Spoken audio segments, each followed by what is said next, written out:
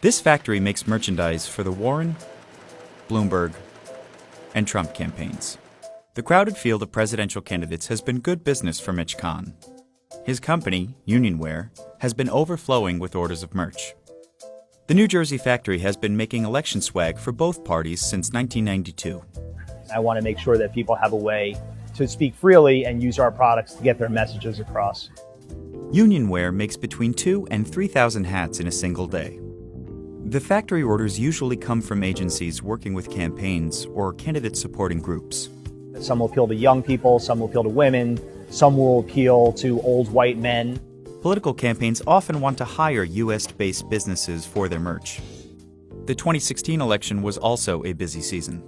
The one time that we saw a very surprising spike was with the original Make America Great Again hat. The demand overwhelmed the supply, and there are only a handful of factories in the United States. Everyone was working on that hat for Trump.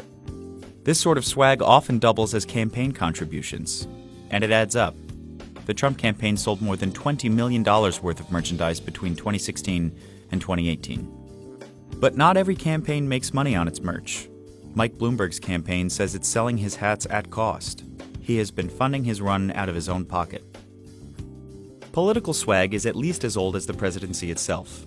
Buttons bearing George Washington's initials were sold at his first inauguration in 1789. But the merch business really took off in the mid-90s when Mitch was just getting started. So when the internet came around and e-commerce became more viable, we got into the political market in a pretty big way. But it wasn't always easy. All of our clients had moved overseas, and then we were left with a baseball hat factory and a lot of employees and not a lot of places to get business from.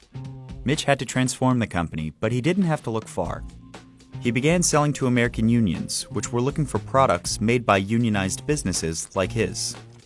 He also began selling to military agencies, some of which are required to buy U.S.-made goods.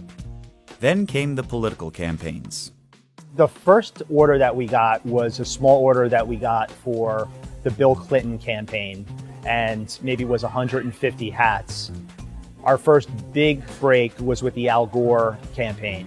We sold probably more hats than we had ever sold for any one particular client before. It's probably 200,000 hats overall. But having lots of swag may not translate into lots of votes, especially in 2020. The candidate that's ordered the largest amount dropped out of the race. It was Andrew Yang. That was definitely the most hats that we've sold in this particular election cycle. Yang's campaign sold more than 30,000 Make America Think Harder hats.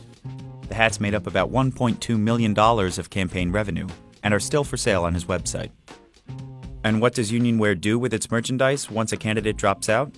We have this down to a science. We're producing in small batches. Someone would have to drop out really unexpectedly for us to get stuck with anything.